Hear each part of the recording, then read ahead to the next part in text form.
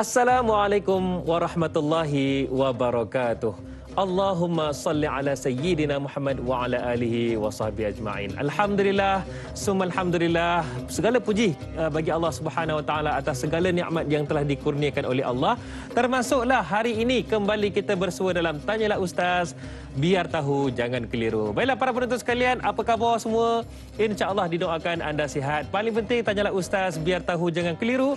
Hari ini, hari Rabu, lawa benar lah tarikh hari ini, 7/7/2021. Okay?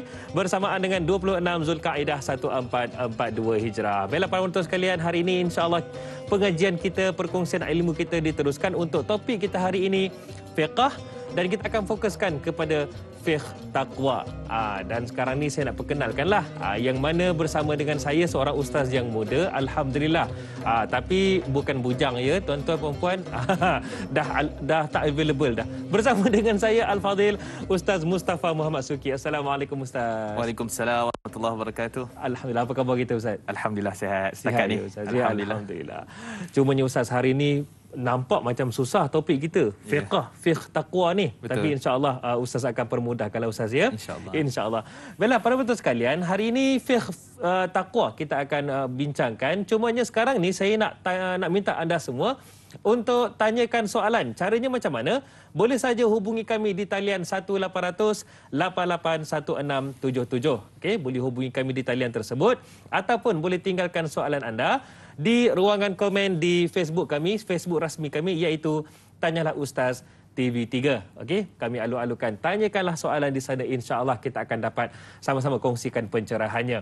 Cumanya sebelum kita nak pergi dengan lebih jauh perbincangan kita Ustaz, perkongsian mengenai status terkini COVID-19 Malaysia saya nak kongsikan.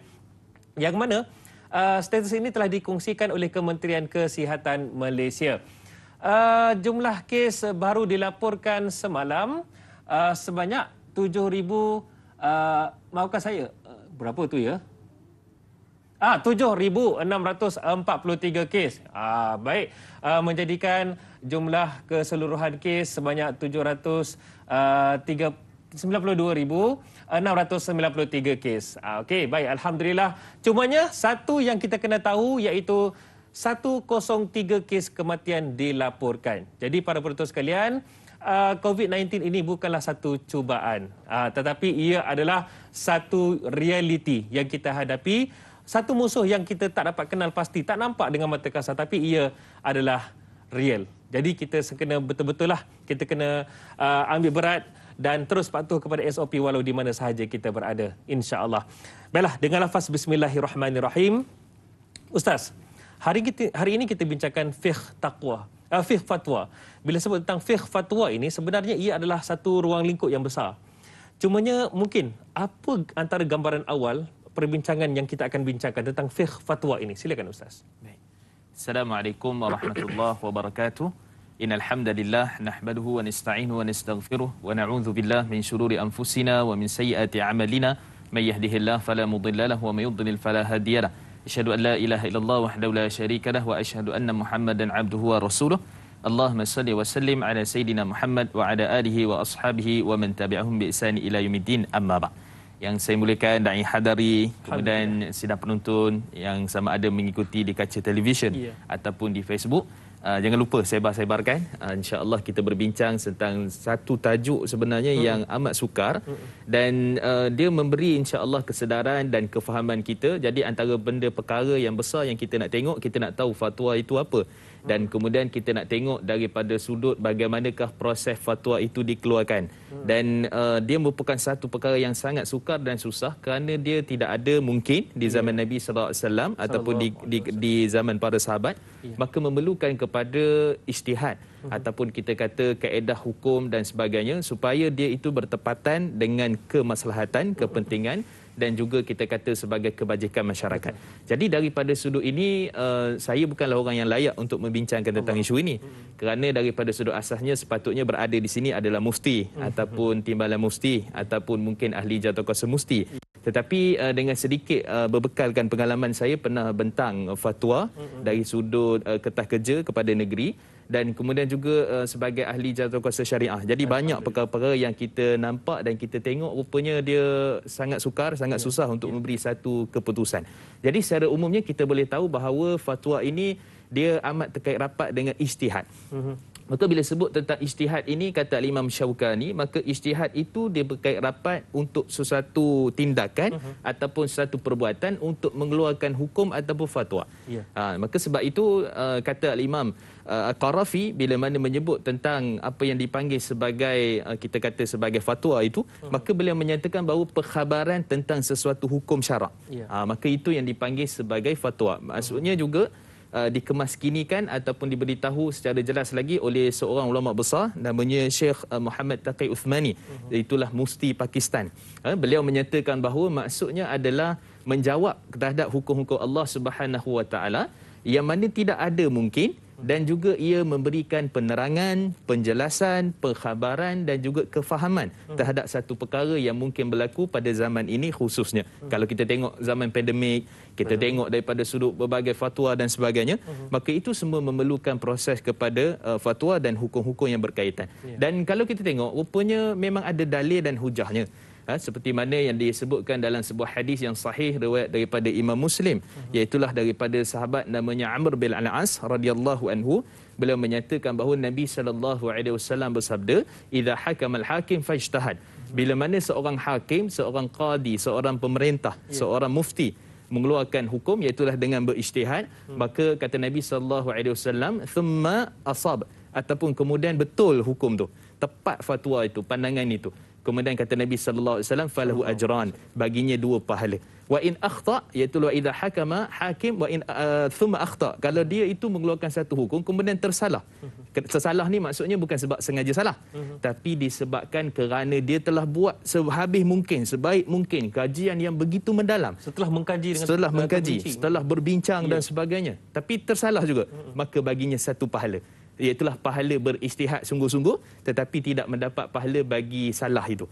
Itu secara umum bagi hadis. Sebab hadis ini sebenarnya itulah kisah Abdullah bin kisah Amr bin Al-As ketika mana beliau ini dalam keadaan nak berhukum, maka Nabi SAW dia segan lah, sebab Nabi masih ada kan nak keluarkan fatwa dan pandangan. Maka dia pun kata Nabi SAW, maksudnya sebelum mengucapkan hadis ni barulah Nabi beritahu rupanya kita ni pada satu zaman, satu masa akan ada mereka yang mana berautoriti untuk mengeluarkan fatwa. Dan yang satu hadis lagi kalau saya boleh tambahkan juga, dalam hadis yang diriwayatkan oleh iaitulah sahabat Nabi Muaz bin Jabal, yang mana dalam riwayat Imam Al-Baihaqi dan Imam Ibn Qayyim dan juga Imam Ibn Abbar menyatakan hadis ini sahih, dan sebagai ulama menyatakan hadis ini tidak kukuh daripada sudut riwayatnya seperti mana yang dinyatakan oleh Imam Tirmizi dan Imam Bukhari. Tapi tak apa, kita ambil hadis ini menjadi rujukan penting untuk seorang itu, maksudnya autoriti untuk boleh dia mengeluarkan fatwa dan ijtihad. Ketika mana Saidina Muaz bin Jabal diutuskan ke Yaman, dan waktu itu sudah tentu dia punya dalilnya, hujahnya, hadisnya mungkin tak susah nak dapat, sebab Nabi di Madinah. Betul. Maka pada waktu itu kata Nabi SAW, kaifa taqdi akan idza arada lakal amr, macam mana kamu nak berhukum ataupun berfatwa istilahnya jika terdapat kepada kamu satu masalah. Kemudian kata Saidina Muaz, aku akan berhukum dengan kitab Allah. Kemudian Nabi tanya, fa ilam tajid, kalau kamu tak jumpa, maka aku akan berhukum dengan sunnah Nabi SAW. Fa ilam tajid, kalau kamu tak jumpa juga, maka beliau menyatakan ijtahidtu birra'yi walau alu. Aku akan tanya sendiri. Rasulullah tanya sendiri. Maksudnya ada step kat situ. Maksudnya kata beliau, aku akan berijtihad tapi tidak akan melampau berlebih-lebihan dalam ijtihad aku. Maksudnya bukan perasaan, bukan sangka-sangka kan, bukan sembang-sembang kedai kopi, bukan. Kan ini menunjukkan bahawa ada proses, ada ijtihad, dan kemudian Nabi SAW mengiktiraf alhamdulillah dan sebagainya yang telah pun memberikan kefahaman kepada Saidina iaitulah Muaz bin Jabal. Jadi kita tengok ada apa itu fatwa, ada apa itu ijtihad, dan rupanya ada dalil-dalil yang berkaitan dengan perkara itu. Maksudnya satu-satu keputusan dia bukan sekadar keputusan dibuat secara melulu, Ustaz ya. Ia adalah satu proses, dia mengalami satu proses, Ustaz ya. Saya tertarik dengan soalan daripada Kak Jo Zabidi ni. Katanya, Assalamualaikum Ustaz dan Da'i. Waalaikumsalam. Bagaimana proses sesuatu fatwa itu dikeluarkan? Adakah sesuatu isu yang mempunyai nas dalam Al-Quran dan Sunnah perlu difatwakan? Jadi mungkin Ustaz boleh bagi pencerahan. Sebab saya lihat bagaimana ijtihad ini ada satu proses yang kita sebenarnya tak tahu, tapi ia wujud sebenarnya. Ustaz, silakan. Baik, bismillah wassalatu wassalamu ala Rasulillah. Terima kasih kepada puan yang bertanya pada pagi-pagi ni lagi. Baik, jadi bila kita sebut tentang proses ini, saya boleh kategorikan kepada 4 bahagian. Pertama, daripada sudut rujukan. Daripada sudut rujukan. Yang ini benda yang sangat penting. Yang kedua adalah daripada sudut tujuan. Rujukan, tujuan, dan kemudian yang ketiga adalah daripada sudut nak melindungi siapa. Kan fatwa ini untuk apa, lindungi siapa. Dan kemudian yang keempat daripada sudut susunan bila mana satu kertas kerja ataupun sesuatu kaedah fatwa itu hendak dikeluarkan. So ada 4. So kalau tengok pertama sekali rujukan. Rujukan ni tuan-tuan, seorang mufti, seorang faqih, seperti mana kata Imam Syafi'i dan sebagainya, itulah ma'rifatun nas wa ma 'alaiha wa ma laha wa ma 'alaiha. Iaitulah dia kena tahu apa sebenarnya yang berlaku pada manusia itu dan apa yang di sebaliknya.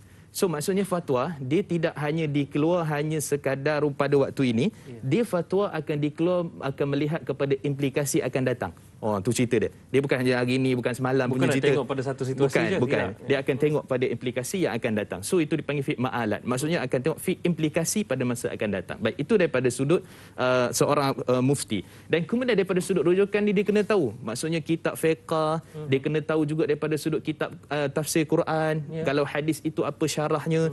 Kemudian dia kena tahu di manakah fatwa-fatwa tu nak cari kitab-kitab dia.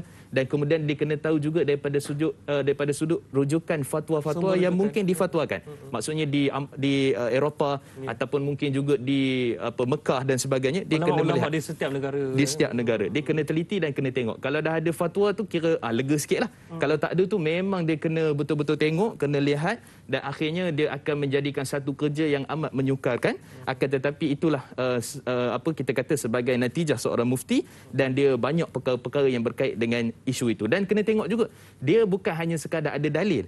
Dia kena panggil sebagai apa, mengetahui kaedah dalil itu digunakan. Itu penting. Sebab kalau tak tahu dalil itu digunakan macam mana, yang ni apa sebaliknya, kemudian apa kita nak faham, dia akan jadi sesat lah. Kan jadi orang tengok baca Quran, faham Quran, tapi sebenarnya silap dalil, silap memahami dalil. Itu bahaya. Maka mesti dia ada usul fiqh, dia kena tahu cara istinbat nak keluarkan hukum dan sebagainya. Itu daripada sudut rujukan. So daripada sudut yang kedua kita tengok adalah daripada sudut tujuan. Jadi tujuan ni untuk apa?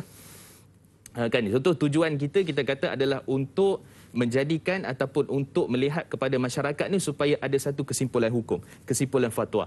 Kemudian juga daripada sudut tujuan juga kita nak tengok daripada sudut kepentingan itu, adakah negeri, adakah negara, adakah peringkat nasional.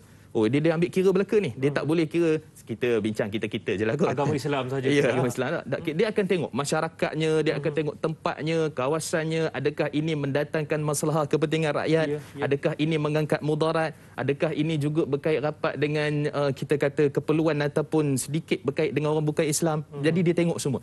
Dan kemudian juga daripada sudut kepentingan tadi kita dah sebut, kemudian daripada sudut melindungi. So lindung ni daripada sudut apa? Mungkin juga terkait dengan undang-undang. Sebab bila fatwa, dia akan terus berkait rapat dengan undang-undang, lebih lagi kalau fatwa itu telah pun diwartakan. Contoh kalau di Selangor kita ada 2003, ini kita panggil sebagai enactment pentadbiran agama Islam lah. So kalau contohnya seorang ini dia melanggar fatwa, maksudnya fatwa ini contohnya macam ajaran sesat kebanyakannya lah. Jadi bila dah difatwakan dan juga diwartakan, maka dia perlu melihat daripada sudut sebenarnya apakah implikasi dia. Maka implikasinya kalau kita melanggar fatwa, contoh ada fatwa tentang ajaran sesat tapi kita pergi ikut, maka pada waktu itu dia akan ada kait dengan polis pula, ada kait dengan undang-undang, kemudian akan kait pula dengan SKM sebagai contoh, ataupun apa-apa badan yang terlibat dengan perkara itu. Dan dia boleh didenda sebanyak 3,000 ataupun penjara 2 tahun. Itu kalau langgar lah. Okey, so daripada sudut lindung. Dan kemudian akhir sekali adalah kertas kerja. So fatwa itu dia mesti tengok kepada dalil hujahnya, susunannya, fatwa apa, dan kemudian dia ada sirah fatwa. Sirah fatwa ni maksudnya adalah bagaimana kita nak sediakan format ataupun kaedah cara sesuatu fatwa itu sebelum diwartakan. Kemudian barulah sampai diwartakan. Jadi kita kata perjalanan itu satu perjalanan yang sangat jauh sebenarnya, proses itu. Dan kemudian kita ditanyakan juga tadi tentang isu yang ada pada Quran dengan sunnah. Adakah cumanya jawapannya kejap lagi boleh Ustaz? Boleh, insya-Allah. kita simpan dulu. Jadi kepada anda semua, jangan ke mana-mana. Nak tahu jawapan soalan kedua daripada penonton yang bertanyakan tadi? Kejap je lagi. Terus bersama dengan kami dalam Tanyalah Ustaz. Biar tahu, jangan keliru.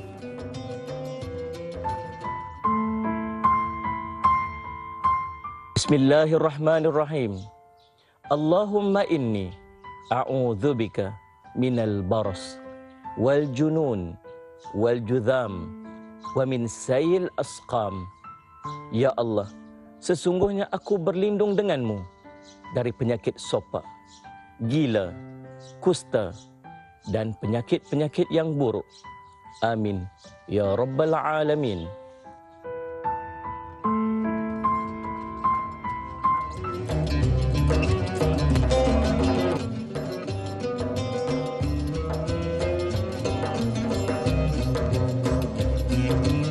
Alhamdulillah, pagi Rabu ini kita sama-sama murnikan dengan dapatkan manfaat. Kita penuhkan masa yang terluang kita dengan penuhi ilmu dengan topik hari ini dalam Tanyalah Ustaz, biar tahu jangan keliru. Perbincangan kita berkaitan dengan topik fiqh. Kita fokuskan kepada fiqh fatwa. Dan saya Da'i Hadari bersama dengan saya di studio ketika ini Al-Fadhil Ustaz Mustafa Muhammad Suki. Baiklah Ustaz, tadi penonton kita ada tanyakan bagaimana Ustaz, kalau dah ada satu-satu nas itu dalam Al-Quran dan juga sunnah dalam hadis, adakah ia perlu difatwakan lagi Ustaz? Silakan. Baik, Alhamdulillah, Bismillah, wassalatu wassalamu ala Rasulillah. Satu persoalan yang sangat baik. Jadi kalau kita melihat daripada sudut, saya buat kesimpulan dululah. Maksudnya secara mudahnya begini, bila mana fatwa ini, kita kata ini kesinambungan pada soalan yang pertama tadi tu. So biasanya dia akan ada prosesnya pertanyaan. Jadi pertanyaannya mungkin satu isu datang daripada mungkin raja, mungkin juga daripada sultan, ataupun mungkin daripada isu negara, ataupun mungkin juga isu pertanyaan secara individu. Jadi selepas pertanyaan itu ada, dia akan jalankan penyelidikan peringkat kedua. So saya ringkaskan. Kemudian selepas habis penyelidikan dan apa yang kita sebutkan pada peringkat pertama tadi, kemudian dia akan pergi kepada mufti akan panggil. So mufti akan panggil untuk bersidang dan dia ada dia punya anggota-anggota lah. Dan kemudian selepas itu dia akan dibentang kepada MAIS. Sebagai contohnya lah majlis agama lah. Kena bentang dulu. Dan kemudian barulah kita lihat kepada keputusan itu dibawa kepada menghadap raja ataupun sultan, dan kemudian baru fatwa itu diwartakan dan penyebaran. Jadi itu secara proses ringkasnya. Jadi bila kita sebut persoalan tadi adalah berkenaan dengan adakah bila ada Quran ataupun hadis dah ada jelas sebut ke contohnya, perlu lagi kepada fatwa. Dia asalnya begini. Kalau melihat kepada kaedah fiqh yang disebutkan oleh para ulama, la ijtihadi ma'an nas ataupun la ijtihadi fi mawridin nas. Maksudnya adalah tidak boleh berijtihad ketika mana telah ada nas ataupun Quran dengan sunnah. Tidak boleh berijtihad sekiranya satu perkara itu telah ada Quran ataupun sunnah Nabi SAW. Cuma kita kena tengok, kadang-kadang ada persoalan-persoalan yang perlukan pada penjelasan. Sebab tu mazhab Imam Abu Hanifah, mereka menggariskan Quran ini dia ada zahirnya, dia ada nasnya, dia ada dia punya sebagai muhkam ataupun mufassar. Jadi nak kena tengok satu persatu perkataan-perkataan itu, dan kemudian dia perlukan kadang-kadang tu kepada penjelasan. Sebab ada setengah orang dia salah guna Quran. Dia silap menggunakan ayat Quran, maka kita kena betulkan balik.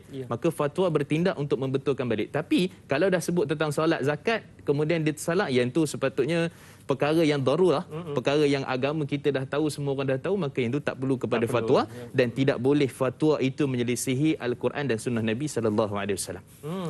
Dan itu dah kesedaran sendiri sebenarnya Ustaz ya. Kalau dah ada dalam nas itu dah sememangnya wajib, jadi kita kena patuhlah. Cumanya Ustaz, dalam mengeluarkan satu-satu fatwa sebenarnya melibatkan ijtihad, dan individu yang berijtihad itu digelar sebagai mujtahid bukanlah calang-calang orangnya, bukanlah tiba-tiba jadi dai terus boleh keluar boleh berijtihad. Tidak Ustaz ya.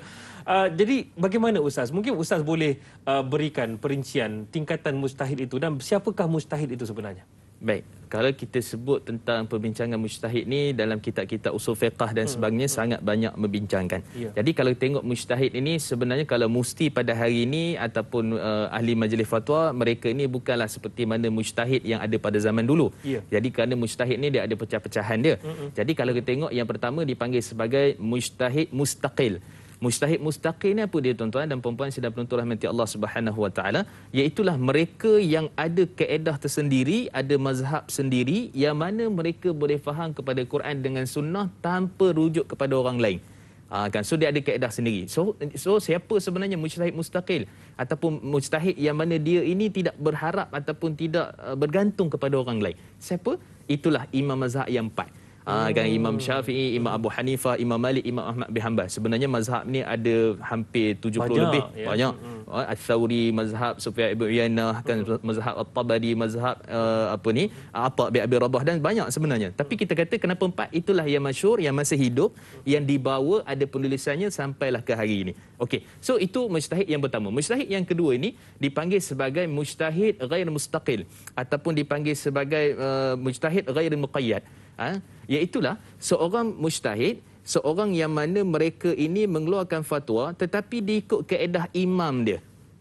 Kan, contoh kalau mazhab Syafi'i dia ada Imam Al-Buaiti, Imam Al-Muzani, Imam Za'farani. Jadi imam-imam ini mereka boleh beristihad tetapi masih terikat dengan kaedah mazhab. Cuma sekali-sekala dalam kes-kes tertentu mungkin cara kaedah mereka itu terkeluar juga ataupun mungkin juga beralih pada pandangan ataupun mazhab yang lain. Itu dipanggil sebagai mazhab ghair mustaqil. Dan kemudian kita ada mazhab yang dipanggil sebagai muqayyad. Yang ni dia lebih sempit sikit lagi. Kan, dia boleh berijtihad guna kaedah imam mazhab dia, tetapi dia ini masih lagi terikat dan tak boleh ataupun kita kata ruang lingkup fatwanya hanya sekadar dalam mazhab sahaja. Kemudian kita ada dipanggil sebagai mazhab tarjih. So mazhab tarjih ni adalah benda yang sangat besar sebenarnya. Cuma kita boleh kata bahawa bila sebut tentang mujtahid ataupun mazhab atau mujtahid lah istilahnya, tarjih ini dia adalah bila mana imam-imam tu dah banyak dia punya pandangan sehinggalah pada zaman mungkin 600-700 Hijrah. Jadi macam mana nak harmonikan pandangan yang begitu banyak? Betul. Sedangkan pandangan itu ada dalam pandangan fatwa, pandangan dalam mazhab sendiri. Tapi terlalu banyak. Orang ni kata harus, orang ni kata tak boleh dan sebagainya. Maka yang tu barulah timbul dipanggil sebagai mujtahid tarjih ataupun mujtahid tangqih. Maksudnya apa? Maksudnya ulama inilah yang akan menyusun balik, akan tengok balik fatwa dan pandangan, akan menilai balik, akan memurnikan balik pandangan fatwa itu supaya dia menjadi pandangan muktabar dalam mazhab. Contoh kalau mazhab Syafi'i, kebiasaannya lah kalau pandangan itu diambil daripada pandangan Imam Nawawi dan juga Imam Rafi'i, maka itu adalah dipanggil muktabar ataupun muktamad mazhab. Kalau tak ada, tengok kepada Imam Ibn Hajar Al-Haytami ataupun tengok kepada Imam Ramli. Kalau tak ada juga, tengok kepada pandangan Syekh Zakaria Al-Ansari dan yang selainnya. Mazhab lain pun begitu. Ada Al-Hijawi, ada Maghinani, kemudian ada Ibn Qasim dan sebagainya. Jadi itu dia punya caranya, kaedahnya, dan akhirnya kita ni siapa? Mufti ni kedudukannya di mana? Bagaimana dia punya keadaan? Boleh kita katakan dipanggil mujtahid fatwa. Dia beristihad, dia mengeluarkan hukum, dia lihat pada dalil-dalil dan hujah dan sebagainya, dan akhirnya dia akan keluarkan fatwa daripada sudut apa? Dia kena tengok kaedah imam dia, dia kena tengok daripada sudut perbahasan kaedah cara nak faham dalil imam dia. Contohnya mazhab Syafi'i, Imam Syafi'i lah. Jadi akhirnya barulah kita panggil, rupanya tingkat paling bawah sekali. Orang awam lagi tak ada dalam list lah. Sebab tu orang awam dia kena berpegang, dan sebab tu kata Syekh Hasani Makhluf, satu ulama besar di Mesir, dan beliau menyatakan bahawa rupanya mazhabul awam mazhabul mufti. Mazhab awam ni rupanya mazhab dia adalah mufti. Kan, mufti yang keluarkan fatwa, mufti yang keluarkan pandangan, maka itulah mazhab, itulah pegangan yang dia kena ikut. Wallahu a'lam. Yalah, bukan senang ya. Setiap mustahid tu tadi Ustaz cerita daripada atas mustaqil, ghair mustaqil dan lain-lain tu, sebenarnya tingkatan ilmu dia sangat hebat. Betul. Dan berbeza-beza Ustaz ya. Betul.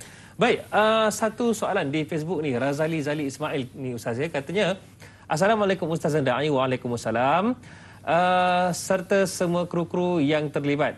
Katanya, apakah fatwa itu hukum yang kena kita patuhi sama dengan hukum yang ditetapkan syarak? Mohon perkongsian ilmu dan Ustaz silakan. Baik, bismillah wassalatu wassalamu ala Rasulillah. Bila kita sebut tentang fatwa ini perlu dipatuhi ataupun perlu diikuti ataupun bagaimana, dia melihat dari kerangka yang sangat besar sebenarnya. Ya. Pertama, kita ada di Malaysia ini iaitulah Majlis Fatwa Kebangsaan ataupun MKI. Ya. Jadi Majlis Fatwa Kebangsaan ini dia sebagai fatwa ataupun hukum, dia memang tidak mengikat daripada sudut undang-undang, tetapi dia adalah dipanggil sebagai al-bayan ataupun irsyad. Maksudnya penjelasan ataupun penerangan di peringkat kerajaan, di peringkat negara. Dan kemudian kita lihat juga selepas itu biasanya, kebiasaannya di peringkat negeri pula akan ada persidangan ahli jawatankuasa fatwa dan juga mufti lah. Jadi kalau kita tengok di Malaysia ni kita ada 14 negeri, dan 14 negeri ni namanya pun kadang-kadang lain-lain sikit. Ya. Ada yang dipanggil jawatan kuasa fatwa, ada yang dipanggil sebagai jawatan kuasa perundingan hukum syarak seperti setiap mana negeri wilayah. tu. Ya. Dan kemudian ada dipanggil ahli majlis fatwa dan juga ada dipanggil majlis ulama seperti mana di Kelantan. Jadi semua ni dipanggil sebagai fatwa negeri dan masalahnya nak ikut pun ataupun bagaimana, pertama sekali bila bertembung di antara fatwa kebangsaan dengan fatwa negeri, kalau ada fatwa negeri kebiasaannya kita kena ikut fatwa negeri. Dan dibahagikan pula kepada dua, bahawa fatwa negeri ni ada kadang-kadang diwartakan dan tidak diwartakan. Kalau diwartakan itu setelah mendapat perkenan sultan, raja, majlis dan sebagainya, perbincangan dia. Dan selepas mana ia diwartakan itu, maka pada waktu itu dia mengikat daripada sudut undang-undang. Bukan sekadar pada hukum, dia juga daripada sudut mahkamah syariah. Mahkamah tinggi ke, mahkamah rendah ke, mahkamah tengah ke syariah, maka semua itu akan mengikat daripada sudut hukum bila mana diwartakan. Dan saya sebutkan tadi, sebagai contoh kalau macam di Selangor, maka pada waktu itu pada 2003 mereka berbincang dan ada enactment dia. Kalau tengok di Selangor dia ada dia punya daripada 44, 45, 46, 47 itu semua kait dengan mufti dan akhirnya pergi kepada hukum. Maka siapa yang melanggar dia akan ada hukum-hukum. So ceritanya kalau dia itu diwartakan, ia adalah sebagai irsyad hukum. Maksudnya kalau tidak diwartakan. Maksudnya tidak diwartakan ini dia sebagai kita tahu, maksudnya kita ada masalah, kita ada isu dan kemudian kita ikut fatwa tu. Kita ikutlah. Tetapi kalau dia itu di peringkat diwartakan, contoh macam pengambilan vaksin, kan, kemudian majlis fatwa dah bincang, kemudian ada pula kalau yang menghasut dan sebagainya, ada akta tertentu yang anti vaksin dan sebagainya, dia ada akta tertentu, maka yang itu dia mengikat dan diwartakan. Jadi fatwa-fatwa yang seperti ini boleh kita katakan sebagai fatwa yang tuntas, fatwa yang kuat dan akhirnya dia akan memberikan kesan kepada perundangan dan juga kesan kepada hukum. Sikit Ustaz, alang-alang Encik Razali kita tanya soalan tadi tu, saya bagi satu contoh yang lain daripada sudut pandang yang lain. Ramai juga yang pada awalnya berbunyi, sampai sekarang pun ada Ustaz, pergi ke masjid ketika ini. Ada yang mempertikai, kenapa pula perlu disaman kami yang pergi ke masjid ini, sedangkan ia telah dinyatakan oleh para ulama zaman sekarang bahawasanya ada keadaan tertentu tidak mengizinkan. Silakan Ustaz. Baik, pertama asasnya kita kena faham bahawa setiap perkara yang diperselisihkan oleh masyarakat, orang awam, di sana berdebat, ada Facebook, di Facebook, ada WhatsApp, left group kan. Contohnya kalau dah bukan kalah lah, maksud tak puas hati. Jadi semua ini boleh kita katakan sebagai istilah yang disebut oleh Imam Al-Qarafi dalam kitab Al-Furuq, iaitu apa dia? Hukmul hakim yarfa'ul khilaf. Hukum yang dikeluarkan oleh pemerintah mengangkat semua segala khilaf, pandangan, pendapat terpencil orang itu orang ini, dan itulah keputusan ataupun fatwa yang wajib diikut. Kerana apa? Kerana kita sebut tadi dia ada kemaslahatan, kepentingan. Ada di situ maqasidus syariah, ada menolak mudarat, menolak kerosakan, menjaga nyawa, menjaga harta dan sebagainya. Maka dia bukan pertimbangan saja-saja, tapi melihat pada seluruh kerangka yang ada di dalam fatwa sebelum mana dia difatwakan. Baik, itu dia para penonton sekalian. Sebenarnya banyak lagi yang kita kena belajar. Belajar dan terus belajar. Jadi terus bersama dengan kami. Selepas ini kita akan sambung perbincangan kita dalam Fiqh Fatwa. Tanyalah Ustaz, biar tahu jangan keliru. Kembali selepas ini.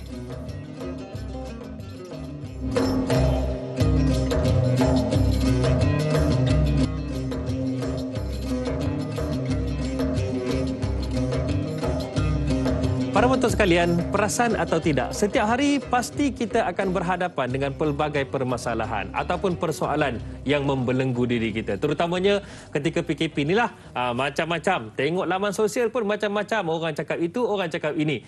Cumanya, jawapan dan penyelesaiannya ada dalam Tanyalah Ustaz, biar tahu jangan keliru. Hari ini Tanyalah Ustaz, kita bawakan topik yang sangat istimewa, iaitu Fiqh Fatwa. Dan kita sangat bertuah kerana bersama dengan kita Al-Fadhil Ustaz Mustafa Muhammad Suki. Cumanya sekarang ni saya nak mengajak anda semua para penonton untuk tanyakan soalan. Kami masih menanti panggilan daripada anda. Boleh hubungi kami di talian 1-800-881677 ataupun boleh tinggalkan soalan anda di ruangan komen di Facebook rasmi kami Tanyalah Ustaz TV3. Baik, Alhamdulillah selesai saya maklumkan platform ataupun cara bagaimana anda boleh tanyakan soalan. Baiklah, Ustaz Mustafa, hari ini kita bincang tentang fiqh fatwa ini. Soalan yang cantik juga daripada Ana Karnina ni. Katanya, Assalamualaikum Ustaz dan Da'i. Waalaikumsalam. Apakah peranan fatwa dalam perundangan Islam mengikut setiap mazhab? Yang keduanya, apakah kepentingan fatwa tasawur Islam dan hukum-hukumnya berkaitan dengan maqasid syariah? Silakan Ustaz. Baik, bismillah wassalatu wassalamu ala Rasulillah. Terima kasih pada Puan Ana yang bertanya tadi. Bila kita sebut tentang dari sudut empat mazhab dan sebagainya. Kalau kita kata daripada sudut perundangan ini adalah perundangan fokusnya kepada ibadah, kepada apa kita kata kepada fatwa-fatwa semasa dan sebagainya, maka dia akan melihat daripada sudut pandang pertama sekali majlis fatwa, sama ada majlis fatwa kebangsaan ataupun majlis fatwa negeri, mereka akan memfatwakan sesuatu isu itu mengikut pandangan muktamad dalam mazhab Syafi'i. Maksudnya sesuatu isu, satu fatwa itu akan dicari dia punya kita kata gambaran umum ataupun daripada sudut mungkin fatwa sekalipun kalau ada dalam mazhab Syafi'i ataupun pandangan para ulama dalam mazhab Imam Syafi'i, maka pada waktu tu yang itu yang akan dipakai. Itu dia punya kaedah. Okey, katalah contohnya tak ada. Ataupun fatwa itu kalau kita fatwakan satu pandangan ini, dia akan memberi kesan kepada negara, dia akan beri kesan kepada masyarakat yang sebalik, maksud negatif lah, ataupun yang tak berapa cantik, tak berapa baik. So pada waktu itu majlis fatwa akan buat macam mana? Mereka akan melihat kepada pandangan mu'tamad ataupun mu'tabar dalam mazhab-mazhab yang lain. Contohnya, pandangan muktabar dalam mazhab Imam Abu Hanifah. So, Imam Abu Hanifah ni kita kena ada kaedah. Dia bukan pergi ambil je. Ini orang kata ni pendapat Hanafi. Dia kata pendapat mazhab Hanafi. Oh, yang itulah kita ambil, kita pakai. Tak. Dia kena tengok. Pertama, pendapat Imam Abu Hanifah sendiri. Yang kedua, tengok pendapat Muhammad bin Hasan Al-Syaibani. Yang ketiga, tengok pendapat daripada Al-Qadi Abu Yusuf ataupun Az-Zufar. So, kena tengok tiga orang ni. Dan nak tengok pendapat tu, dia kena tengok perincian dia. Dia kena tengok perincian. Kalau contohnya, kita kata kalau berselisih, kan dua orang imam kata lain, satu orang kata lain, itu pun kena ada kaedahnya. Contohnya kalau ini bab kehakiman, bab berkait dengan perundangan, maka yang paling utama kalau mereka berselisih pandangan pendapat, maka akan tengok pada pandangan Qadi Abu Yusuf, sebab dia ni adalah mufti, dia ni adalah qadi, ataupun kita panggil istilah tuan kadi kan, tapi sebenarnya tak, qadi ni dia lebih besar lagi pada zaman dulu. Ataupun kalau tengok contohnya dalam bidang berkait ibadat, perundangan dan sebagainya, khususnya dalam ilmu-ilmu muamalat berkait dengan faraid sebagai contoh, maka kena tengok kepada Muhammad bin Hasan Al-Syaibani. So ada kaedah. Mazhab Maliki pun macam tu juga. So kalau tak ada pada pandangan di majlis fatwa, tengok tak ada rupanya pandangan dalam mazhab Hanafi contoh, tengok pada pandangan mazhab Maliki pula. So mazhab Maliki pula dia ada kaedah dia. Sebagai contohnya Al-Imam Ibn Qasim, murid kepada Imam Malik, so riwayat dia dalam kitabnya dipanggil sebagai Mudawanah Kubra, maka yang itulah pandangan muktamad dalam mazhab Maliki. So nak kena ambil fatwa, nak kena tengok, kemudian tengok pula contohnya Hasyiah Al-Adawi, Hasyiah Ad-Dusuki, syarah kepada kitab-kitab sebelumnya, ataupun syarah kepada yang dipanggil sebagai Mukhtasar, dia dipanggil Mukhtasar Al-Khalil, maka dia sebenarnya sangat sukar dan sangat susah. Kalau tak ada, tengok pula pada pandangan mazhab Hambali. Kan? Jadi bukan kena rujuk banyak, kena rujuk semua sekali. Mazhab kena lalu satu persatu. So tengok pada mazhab Hambali, nak kena tengok pula pandangan siapa, adakah syarah Muntaha Iradat ataupun pandangan Hijawi dalam kitab beliau Al-Iqna' dan sebagainya. So kena teliti satu persatu. Okey, soalannya, kalau majlis fatwa sama ada kebangsaan ataupun negeri, tengok tak ada semua. Pandangan Syafi'i tak ada, Hanafi tak ada, Maliki, Hambali dan sebagainya tak ada, maka majlis fatwa akan beristihad mengikut kaedah-kaedah yang ada di dalam usul mazhab. Contohnya akan guna syar'u man qablana. Syarat umat terdahulu ada ke tak? Ataupun qaulu sahabi, perkataan sahabat ada tak? Ni tak ada dalam mazhab ni, tapi kena cari yang lain pula. Kalau contohnya tak ada, tengok istihsan ataupun maslahah ataupun maqasid syariah ataupun yang selainnya, ada ataupun tidak. Maka itulah kaedah yang akan diguna pakai. Bukan susah. Ada tak contoh yang mungkin Ustaz boleh nampakkan kepada kami semua para penonton pada pagi ini? Okey, contoh gini. Kita pernah ada cerita isu tentang MS370. Baik. Okey. So MS370 ni telah pun difatwakan, maksudnya daripada sudut implikasi dia, katalah contohnya isu berkait dengan harta pusaka bagi si waris, berkait dengan hak-hak, berkait dengan apa lagi, penceraian, bukan penceraian, masuk kematian, iddah dan sebagainya. Okey, persoalan dia, tuan-tuan cuba bayangkan, sebenarnya kalau ikut pandangan mazhab Imam Malik sebagai contoh paling ringan, dia mesti iktiraf, mesti menyatakan kematian itu betul-betul berlaku, tempohnya adalah 3 tahun. 3 tahun. 3 tahun. Maksudnya selepas berlaku tragedi MS370 tu, 3 tahun lepas tu majlis fatwa kena bersidang. Kalau ikut pandangan mazhab Imam Malik. Ikut pandangan mazhab Imam Syafi'i, Imam Ahmad lagi lama. Ada yang kata 10 tahun, ada yang kata 90 tahun. Kalau 90 tahun macam mana pula tu kan? Ada yang kata berapa tahun. Tapi majlis fatwa kita sangat cepat buat keputusan dan akhirnya tak sampai setahun. Mereka berbincang, mereka berfatwa, mereka lihat pada semua pandangan mazhab, ulama-ulama muktabar dan sebagainya, mereka berkumpul dan akhirnya keluar daripada semua pandangan mazhab.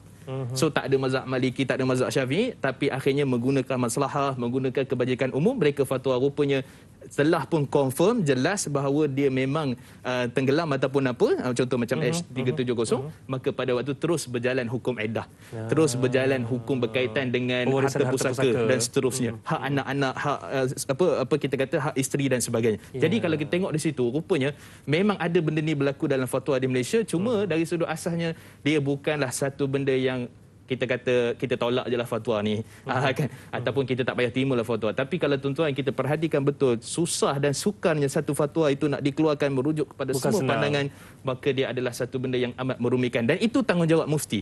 Kalau mufti itu main-main, kalau majlis fatwa juga buat, kita fatwa ikut-ikut suka je lah kot, sembang-sembang sikit-sikit Facebook, kita keluar kot, kan?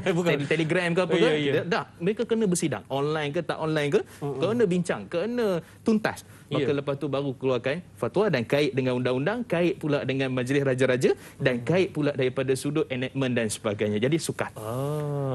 Jadi adakah ia menjawab soalan yang kedua tadi, kepentingan fatwa tasawuf Islam dan hukum-hukum berkaitan dengan maqasid syariah? Kita kata secara ringkasnya, ya, memang sangat penting dan sangat berkait dengan hukum hakam maqasid syariah.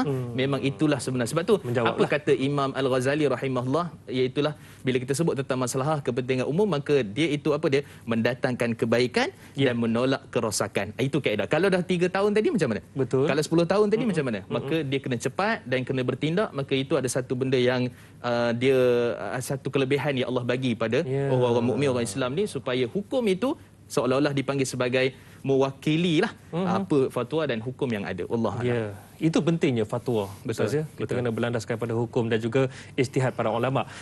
Cumanya Ustaz, sekarang ni kita ada pemanggil, Encik Ilyas Abu Bakar dari Ayak Hitam, Penang. Assalamualaikum. Da'i Hadari dan juga Ustaz Mustafa Masuki. Ya, apa khabar? Sihat ya? Alhamdulillah sihat. Apa khabar semua? Sihat. Lagu ni ya. Tak boleh pergi mana PKP. Alhamdulillah sihat di rahmat Allah. Ya. Saya begini.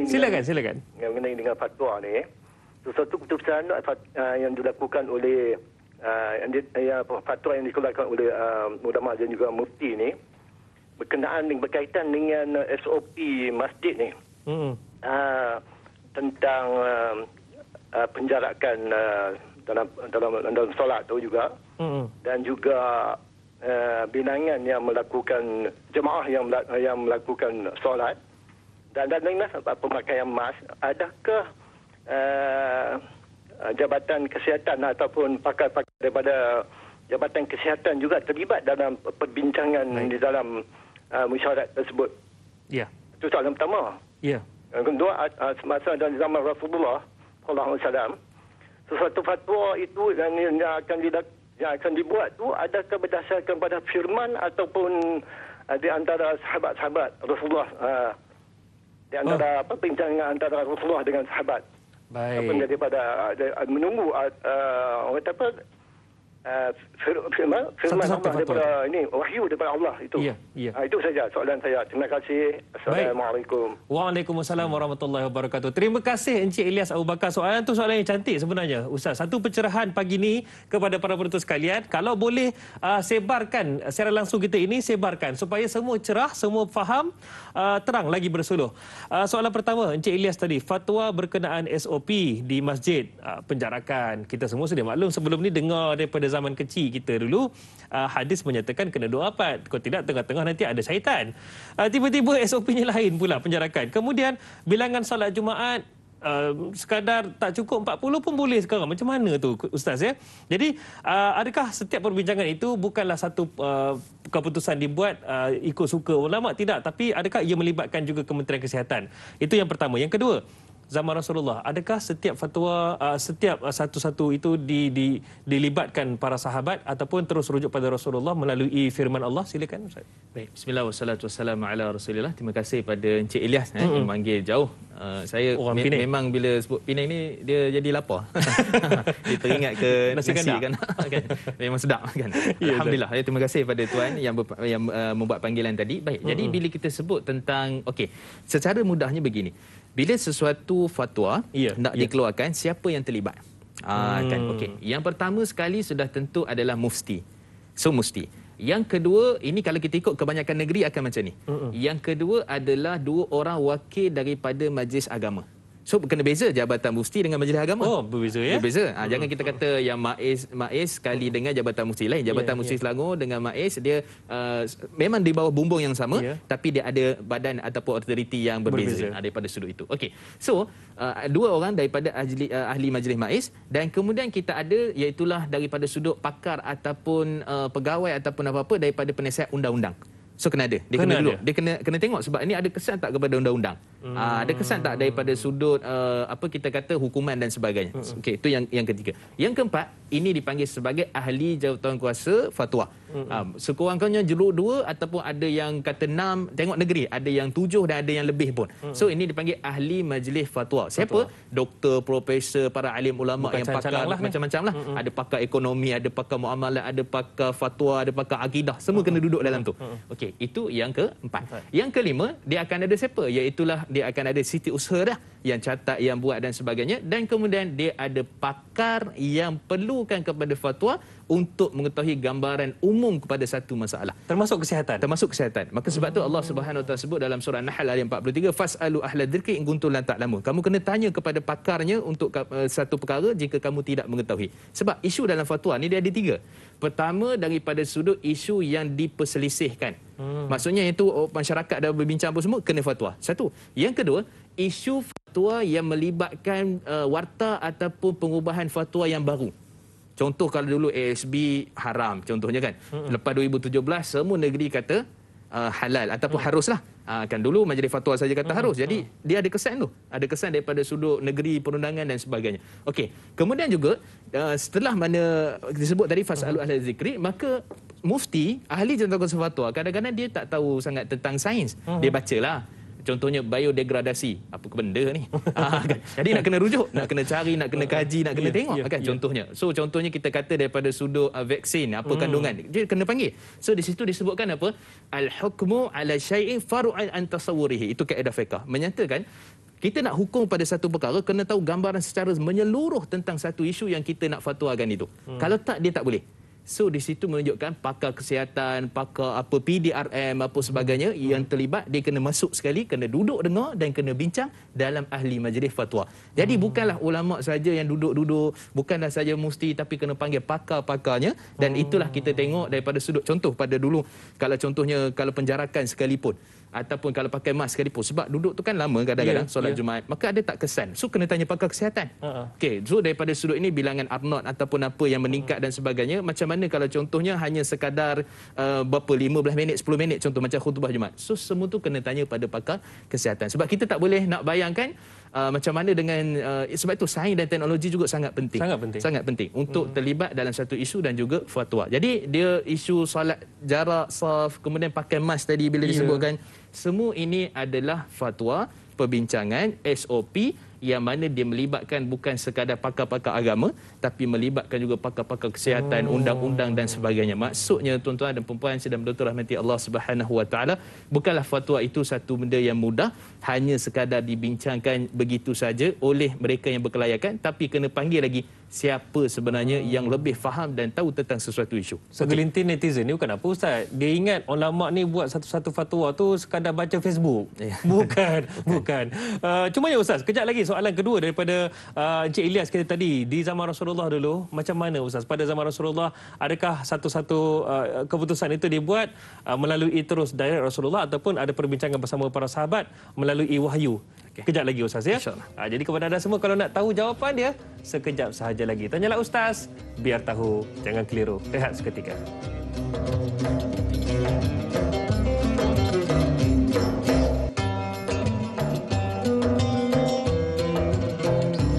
Terima kasih para penonton sekalian kerana masih lagi terus bersama kami dalam Tanyalah Ustaz, biar tahu, jangan keliru. Dalam kita tinggal di rumah, tak pergi ke mana-mana kan, jangan lupa untuk kita manfaatkan masa bersama dengan keluarga. Itu yang pertama. Yang kedua, manfaatkan masa juga untuk dapatkan ilmu. Termasuklah kini anda menonton Tanyalah Ustaz, biar tahu, jangan keliru. Baiklah Ustaz, hari ini kita bicarakan ya Ustaz ya tentang fiqh fatwa ni. Soalan kedua daripada Encik Ilyas kita, orang Pening kita tadi, katanya di zaman Rasulullah, pada zaman Rasulullah bagaimana Ustaz setiap keputusan ataupun amalan itu dilakukan? Adakah Rasulullah itu terus menyatakan tanpa ada apa-apa mesyuarat? ataupun ada juga pernah bersama dengan para sahabat. Silakan Ustaz. Baik. Bismillah wassalatu wassalamu ala Rasulillah. Kalau kita merujuk kepada sejarah ataupun perbincangan di kalangan para ulama usul fiqh, kita akan nampak sebenarnya apa yang ada di zaman Nabi itu dipanggil fiqhul wahyu. Fiqh wahyu. Jadi fiqh wahyu ini sebenarnya dia tak perlu kepada ijtihad dan fatwa. Tak perlu. Sebab tu bila kita panggil tentang ijma', apakah maksud ijma'? Ijma' maksudnya adalah persepakatan para mujtahid, ulama-ulama fiqh yang boleh mengeluarkan fatwa selepas wafatnya Nabi SAW pada perkara agama. Kenapa diletakkan selepas wafatnya Nabi SAW? Kerana pada asalnya adalah pada zaman Nabi itu tidak perlu kepada fatwa. Tidak perlu kepada ijtihad kerana wahyu masih turun. Kerana wahyu itu pada Quran berbentuk wahyu dipanggil sebagai matlu, yang dibaca Quran ataupun ghair matlu, iaitu hadis Nabi SAW. Maksudnya sahabat bila ada isu dan masalah, mereka terus akan rujuk kepada Nabi SAW. Tapi kena tengok adakah urusan berkaitan dengan dunia ataupun urusan berkaitan dengan ibadah ataupun akhirat. Kalau dunia, ada kalanya pernah juga Nabi SAW berijtihad dalam urusan dunia. Contohnya kita kata peletakan daripada sudut dalam peperangan sebagai contoh, mengambil pandangan Hatib bin Abi Balta'ah sebagai contoh. Kemudian juga dalam isu berkait dengan pendebungaan pokok kurma. Sahabat ijtihad dulu, mereka pergi dulu kahwin kan, kemudian baru tanya Nabi SAW. Bila tak ada hasil, baru Nabi SAW kata antum a'lamu bi amri dunyakum au bi umuri dunyakum. Anda lebih mengetahui, lebih tahu urusan dunia kamu. So ada perkara yang melibatkan ijtihad tu kerana dalam urusan dunia. Contoh dalam isu yang lain, ada juga sebenarnya dalam isu musyawarah Nabi. Kadang-kadang Nabi tanya sahabat. Contoh isu berkait dengan isteri kepada Zainab radhiyallahu anha ajma'in. Suami iaitu siapa? Iaitulah Abul As. Abul As ini, beliau ini menjadi tawanan peperangan Badar pada waktu itu. Jadi nak buat apa? Kan, maksudnya wahyu ataupun sebagainya masih belum turun. Maka Nabi SAW bertanya kepada Sayyidina Abu Bakar, tanya kepada Umar, tanya kepada Sayyidina Ali dan sebagainya. Kan, Sayyidina Umar kata kita kena bunuh tawanan. Kan, sebab mereka ni adalah musuh Islam. Sayyidina Abu Bakar kata tak. Sayyidina Abu Bakar menyatakan bahawa kita kena bayar mereka dengan tebusan. Maksudnya gini, mereka ni boleh dilepaskan tapi kena bayar tebusan. Ataupun sebahagian pula kata tak, kita kena suruh dia memeluk agama Islam. Tapi bukan paksaan lah. Jadi Nabi bertanya pada sahabat. Maka menunjukkan sebenarnya yang kebanyakannya adalah melalui wahyu. Tapi dalam perkara yang belum turun wahyu, kadang-kala itu ada keputusan-keputusan yang terpencil, yang musyawarah yang akan dibincangkan dengan para sahabat radhiyallahu anhu ajma'in. Kita kata asalnya memang fik wahyu, memang fatwa pandangan ijtihad adalah berdasarkan wahyu. Mereka tanya direct kepada Nabi sallallahu alaihi wasallam. Sebab tu kata Sayyidatina Aisyah, aku tahu ayat ni turun dekat mana, aku tahu apa sebab ayat ni turun, dan aku tahu hukum-hukum yang berkaitan. Sebab tanya terus direct kat Nabi sallallahu alaihi wasallam. Wallahu a'lam. Baik, itu dia pencerahan daripada Ustaz. Terima kasih Ustaz. Ustaz, ruang lingkup kita punya perbincangan ni berdasarkan negara kita. Sekadar apa yang setakat inilah kita bincangkan, iaitu negara kita Malaysia. Dan sebenarnya para penonton sekalian, kita sangat bersyukur kerana kita ada majlis fatwa kebangsaan, majlis fatwa negeri. Kita ada mufti-mufti. Itu negara kita. Cuma soalan yang cantik daripada Rahimah ni, katanya, Assalamualaikum Ustaz, da'i dan warga kerja. Tanyalah Ustaz. Waalaikumsalam. Di negara-negara yang memang Islam, agama Islam adalah minoriti, bagaimana mendapatkan fatwa untuk sesuatu masalah hukum? Mungkin Ustaz boleh kongsikan. Baik, bismillah wassalatu wassalamu ala Rasulillah. Terima kasih pada puan yang bertanya tadi. Okey, bila sebut tentang negara minoriti, kalau kita tengok daripada jumlah di dunia ini, contohnya ada yang kurang daripada 1% pun. Contohnya macam Uruguay, contohnya Zimbabwe, contohnya Korea Selatan. Yang ni memang kurang daripada 1%. Islam di sana. Orang Islam di sana. Jadi nak fatwa macam mana? Nak lantik ahli majlis fatwa, nak lantik mufti pun berkira-kira juga kan. Tapi alhamdulillah, sepanjang yang saya tahu, rupanya mereka ni yang mengaji di Timur Tengah, memang mereka struggle sungguh. Sebab mereka tahu mereka ni adalah tanggungjawab di negara mereka.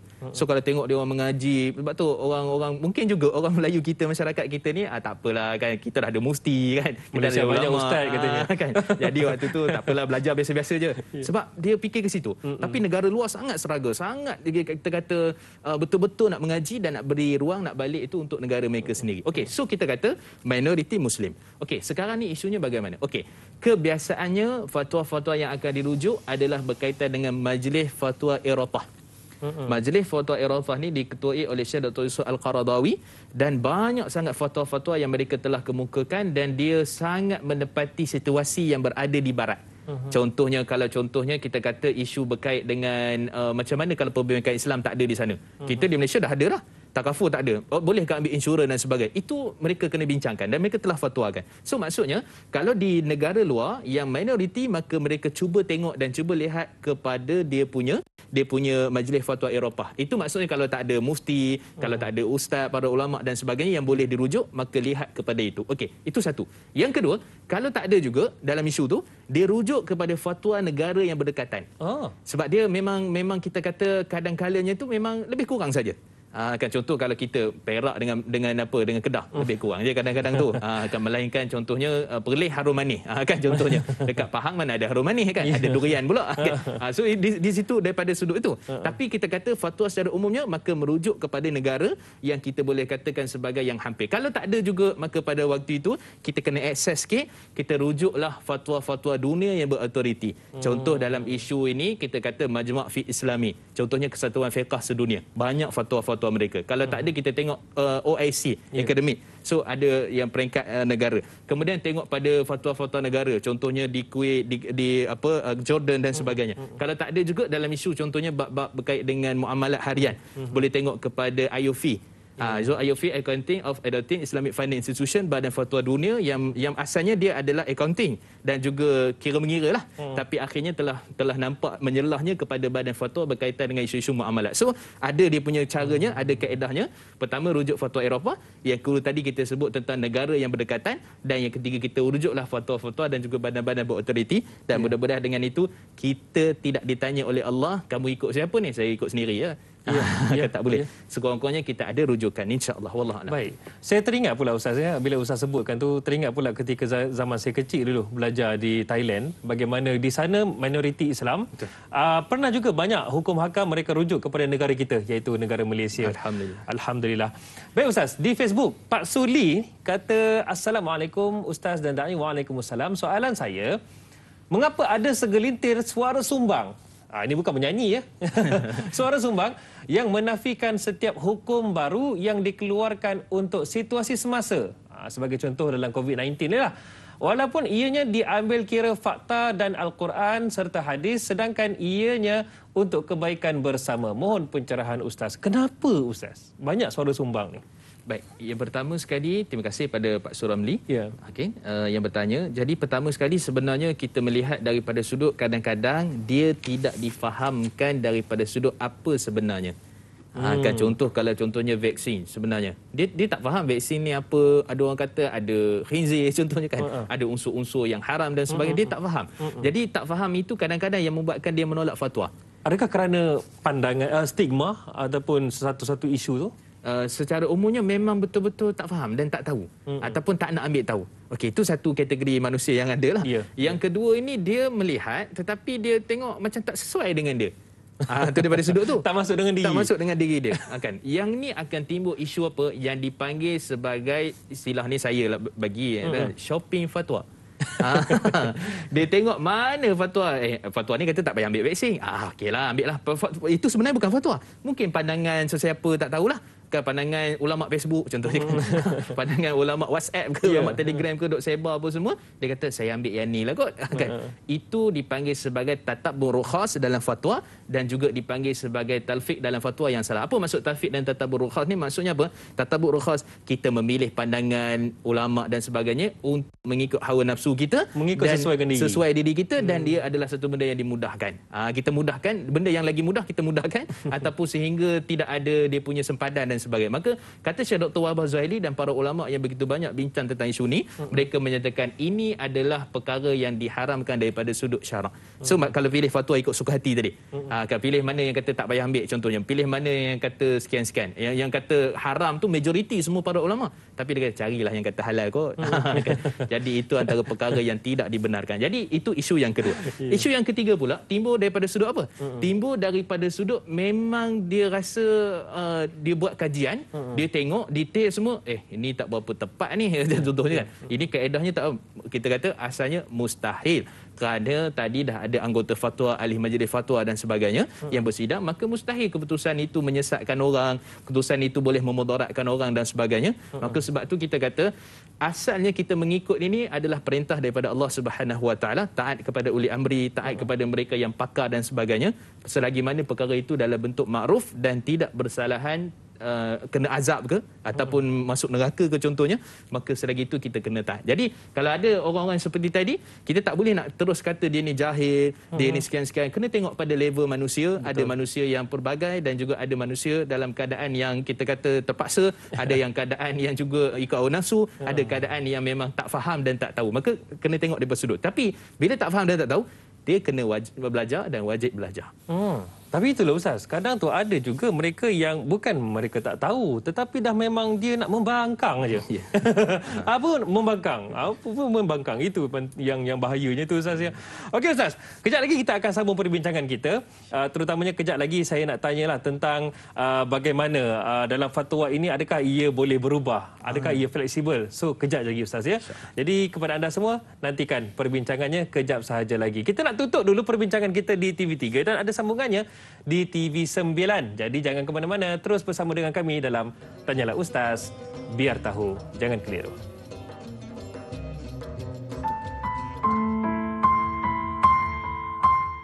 Bismillahirrahmanirrahim.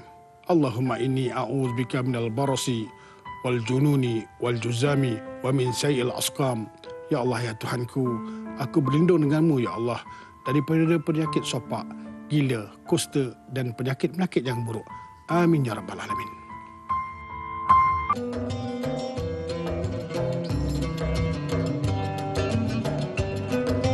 Para penonton sekalian, alhamdulillah kita masih lagi dalam Tanyalah Ustaz, biar tahu jangan keliru. Perasan tidak, dalam Tanyalah Ustaz kita bawakan setiap hari topik yang berbeza-beza dan subtopik juga berbeza-beza. Bahkan kita tampilkan juga ilmuwan yang berbeza latar belakang.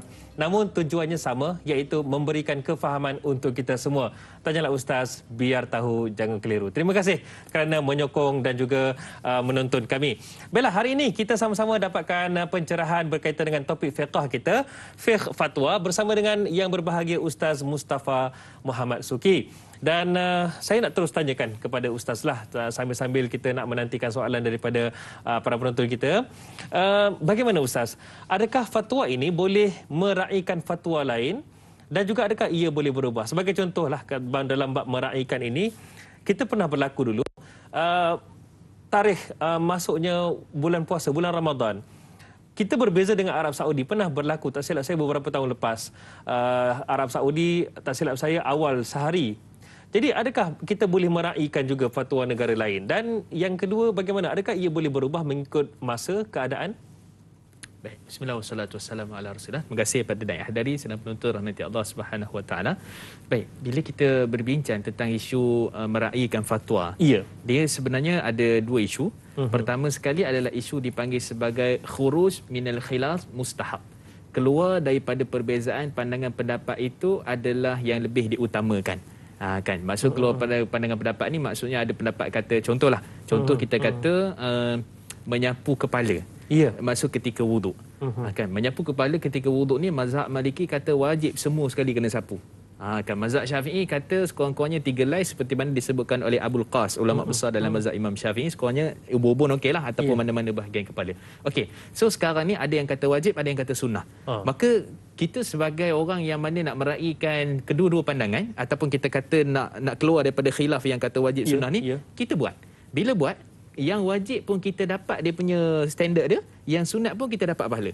Dua-dua kita dapat. So itu kaedah kita, cara kita dalam nak meraihkan khilaf yang ada di kalangan para ulama yang dipanggil keluar daripada khilaf lebih utama. Itu satu isu. Asalkan kita tunaikan famsahu bi ru'usikum. Betul. Asalkan kita basuh kepala dan membasuh semua lagi. Hatta Imam Syafi'i kata kalau basuh semua kepala itu aku lebih suka. Itu Imam Syafi'i. Maksudnya yang sunat pun kita dapat, yang wajib pun kita lepas. Itu kaedah dia. Okey, satu isu. Yang kedua dipanggil mura'atul khilaf. Kita meraihkan khilaf. Meraihkan khilaf ni biasanya benda ni dah berlaku. Benda ni dah berlaku. Maksudnya tadi kita belum wuduk lagi. Nak tengok kan, dapat sunnah lah, dapat pahala sunnah. Yang ni dah berlaku. Contohnya macam tadi disebutkan wukuf di Arafah sebagai contoh, ataupun tarikh penetapan hari raya. Maka yang ni sebenarnya dia kadang-kadang faktor geografi. faktor berkaitan juga dengan dipanggil dalam istilah falak dipanggil matlaq. Matlaq ni tempat terbit dan tenggelam matahari ataupun isu terbitnya anak bulan. Kan dia ada dia punya berapa peratus dan sebagainya, ada tingginya, ada kaedah lengkung dan sebagainya, itu daripada sudut ilmu falak. Tapi secara umumnya kita melihat bahawa sebab tu di mana-mana para ulama pun kalau kita tanya fatwa dengan dia, dia akan cakap apa? Dia kata is'alu al-ulama au mufti fi biladikum. Tanyalah fatwa ataupun ulama di negeri kamu. Kan itu memang satu kaedah yang sangat penting. Sebab tu kalau kita tengok hadis tentang tadi, hadis Quraib dalam riwayat Imam Muslim, iaitu Nabi SAW ketika mana Ibn Abbas pergi satu urusan ke Yaman ataupun beberapa tempat pada waktu itu, bila dia tengok orang Yaman dah puasa, orang Yaman ni dah start buat amal ibadat dan sebagainya, puasalah khususnya, jadi dia balik dekat Madinah, tengok orang tak puasa lagi. Maka pada waktu tu rupanya hakadha amarun Nabi SAW. Maksudnya ikut fatwa di negeri, ikut pendapat di negeri, maka yang itu yang dipanggil sebagai sunnah Nabi SAW. Jadi merujuk kepada perkara ini, apa saja yang berlaku khilaf ataupun diraikan di luar negara, maka tetaplah akhirnya kita akan berpegang pada fatwa kita di Malaysia dan khususnya fatwa kita di negeri. Itu dia punya kaedah dia. Dan kalau lihat tadi, adakah fatwa ini boleh berubah masa zaman dan sebagainya? Al-Imam Ibn Qayyim rahimahullah dalam kitab beliau Ilam Waqi'in dan ulama-ulama yang lain, disebut juga oleh Syekh Mustafa Zarqa, ulama besar, dalam fatwa biasanya akan dirujuk beliau. Dia ada fatwa Zarqa. Okey, kata mereka iaitulah faslul, iaitulah keadaan fasal yang menentukan apa? Iaitulah berkenaan dengan taghayyurul ahkam bi taghayyuril azma wa amkinah wal niyat wal awaid.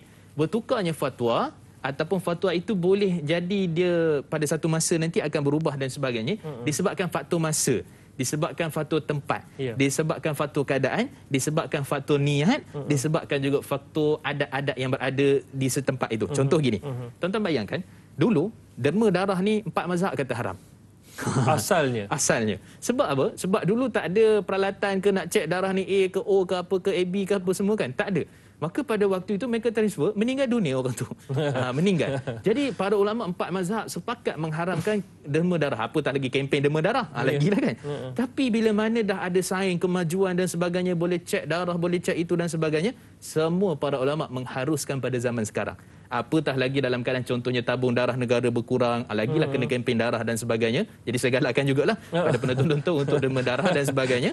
Jadi ini antara benda yang kita nampak rupanya benda ni boleh berubah sebab masa, keadaan dan keperluan pada waktu-waktu yang tertentu. Dalam isu akidah sebagai contoh, Majlis Fatwa Malaysia pernah menyatakan bahawa Syiah Zaidiyah, Syiah Zaidiyah ni maksudnya yang tak sampai gulu, bukan Rafidah, Ismaili dan sebagainya lah. Maka mereka memfatwakan bahawa mereka tidak sesat. Tapi setelah berlabuh zaman, keadaan dan sebagainya, dan paling latest sekali semua Syiah ni ajaran memang Syiah, maka pada waktu Majlis Fatwa Negeri dan sebagainya, kebangsaan memfatwakan, maksudnya mereka menyeleweng daripada Sunnah wal Jamaah. So benda ni boleh berubah, faktor masa, faktor keadaan, faktor niat, faktor adat setempat dan sebagainya, dan akhirnya dia akan menjadikan satu fatwa itu keanjalan daripada sudut masa dan sebagainya. Dia biasa hukum dalam Quran itu tetap. Puasa, zakat, haji, tak ada pula orang kata nanti tak payah zakat lah.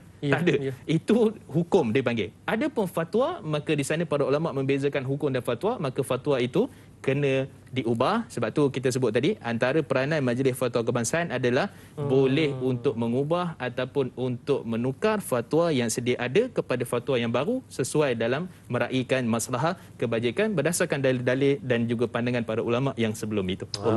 Itu dia satu pencerahan yang detail, yang terperinci. Cumanya Ustaz, insyaAllah kejap lagi ada soalan yang cantik juga daripada Izzuddin di Facebook kita ni. Tapi tak apa, kejap lagi Ustaz ya. Kepada anda semua, kita rehat seketika, kembali selepas ini.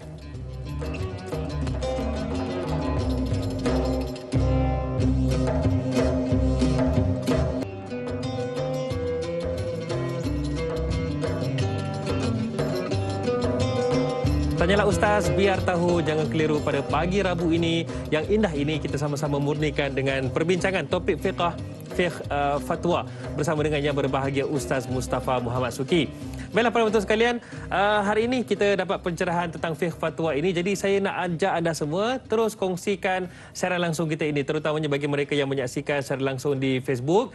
Anda boleh kongsikan juga di laman sosial anda, insya-Allah.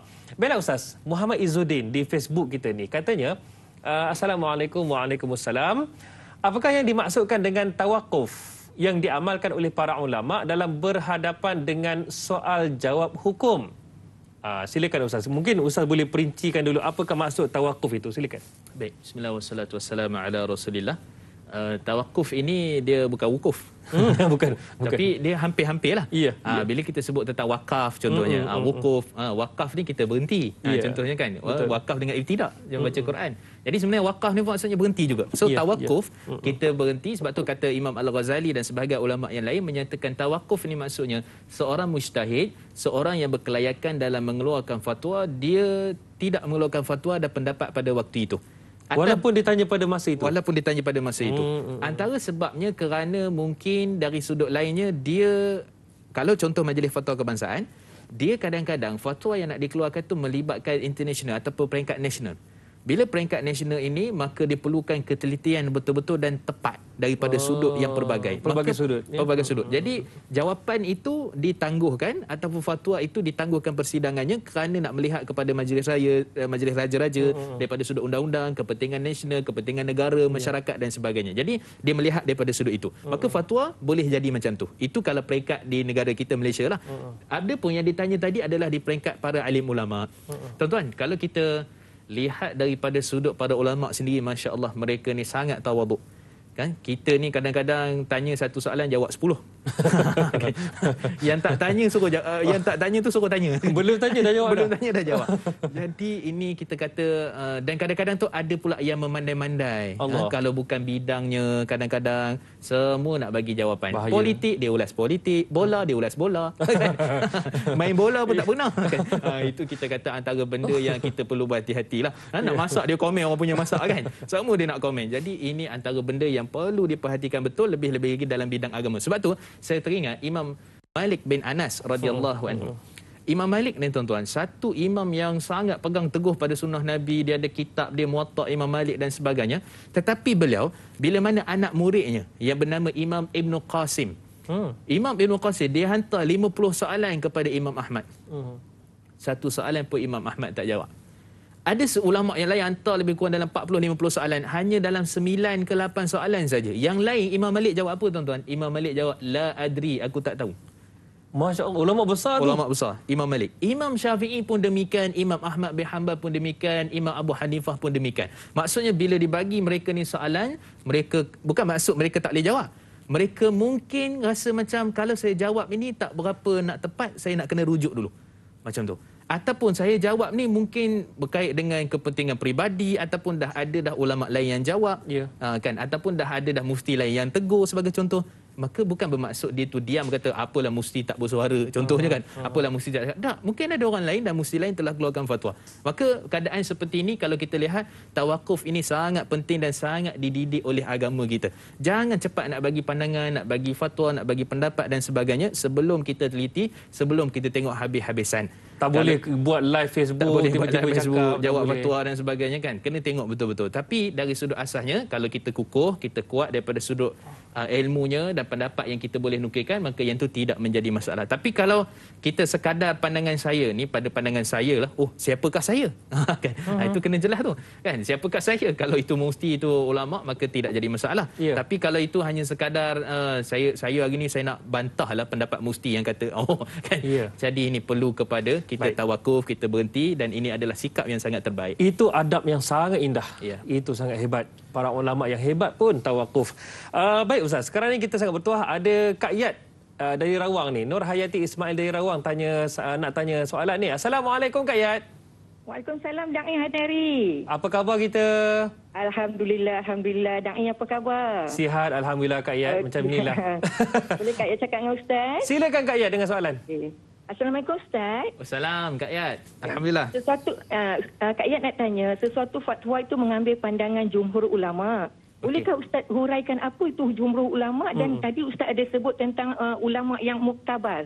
Bolehkah Ustaz huraikan muktabar itu? Dan soalan kedua, pernahkah sesuatu fatwa itu dicabar melalui proses perundangan? Itu je soalan Kak Yat. Assalamualaikum. Terima kasih. Baik, terima kasih Kak Yat. Amboi, soalan bukan main. Kak Yat ni orang Rawang kita. Baik, mungkin penjelasan daripada Ustaz. Silakan Ustaz. Baik. Bismillah wassalatu wassalamu ala Rasulillah. Alhamdulillah. Jadi disebut tadi tentang jumhur Jumhur ulama dan juga muktabar. ataupun muktabar. Kan muktabar ni maksudnya adalah kalau kita tengok contohnya kita panggil muktabar mazhab. Ya. Kan so pandangan muktabar mazhab yang dipilih dalam fatwa Majlis Fatwa Kebangsaan ataupun Majlis Fatwa Negeri ini yang dipanggil sebagai pandangan kesimpulan hukum yang mana ia merupakan satu benda yang dipegang, yang dimuktamadkan dalam mazhab itu. Itu dia maksud yang dipegang dan dimuktamadkan dalam mazhab. Sebab kalau kita tengok contoh macam mazhab Syafi'i, ada ribuan kitab dan ribuan ulama mazhab Syafi'i.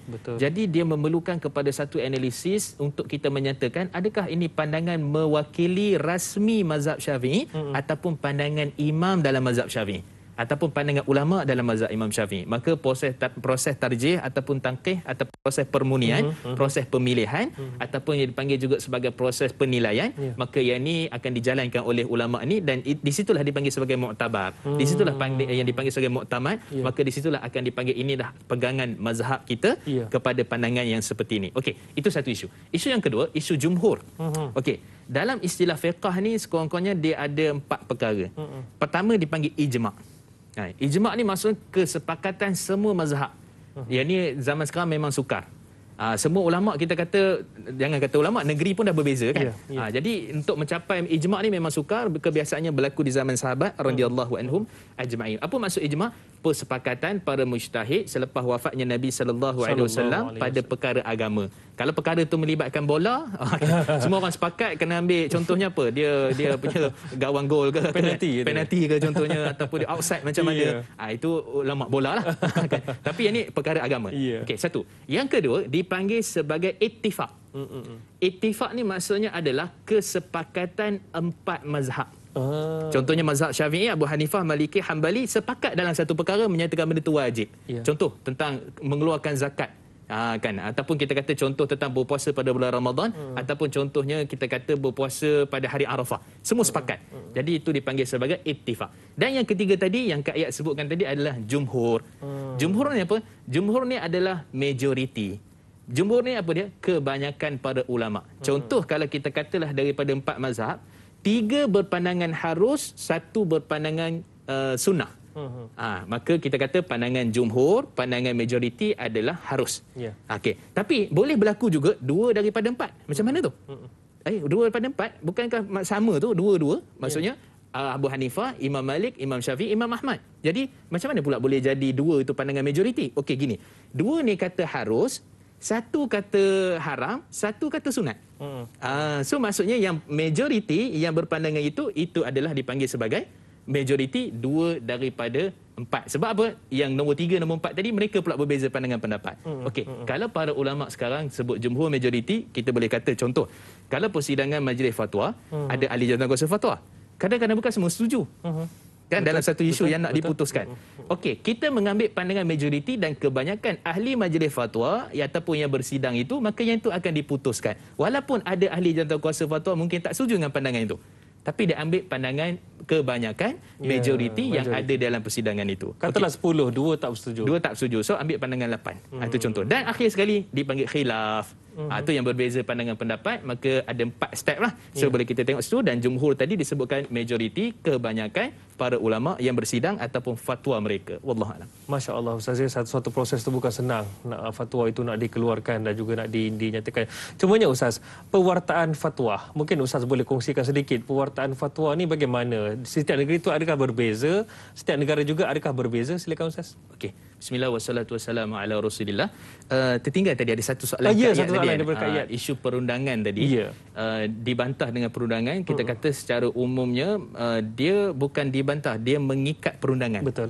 So maksudnya kalau bila mana telah pun dipersidangkan, telah pun difatwakan oleh institusi mufti dan diwartakan. Tu kait terus tadi. Diwartakan, maka pada waktu itu dia bersifat mengikat, mahkamah rendah syariah ke ataupun melibat dengan institusi perundangan lah. Semua sekali. Maka pada waktu itu dia mesti cuma kita tengok mesti dia tak boleh jadi saksi ya. Mesti datang mahkamah pula jadi saksi tak? Yang itu tidak. Maksudnya fatwa mufti, fatwa yang diwartakan di suatu negeri, maka yang itu akan mengikat perundangan. Dan perundangan pula ada pada tahun 2016, dia ada enactment jenayah syariah dan sebagainya. Maka dia akan terus ikut bila mana sesuatu fatwa ataupun mufti mengeluarkan pandangan yang diwartakan. So sebut diwartakan tadi, Sebut diwartakan ni apa tuan-tuan? Digazetkan. Oh tak faham juga. Diwartakan ni maksudnya dia adalah satu benda yang telah ditetapkan ataupun dia adalah satu fatwa yang mana akan mengikat pandangan itu dan kita tak boleh untuk pertikai dan membantah fatwa itu. Ataupun bukan membantah, maksud tak setuju dan sebagainya. Sebab tu dia ada dua. Satu dipanggil irsyad hukum.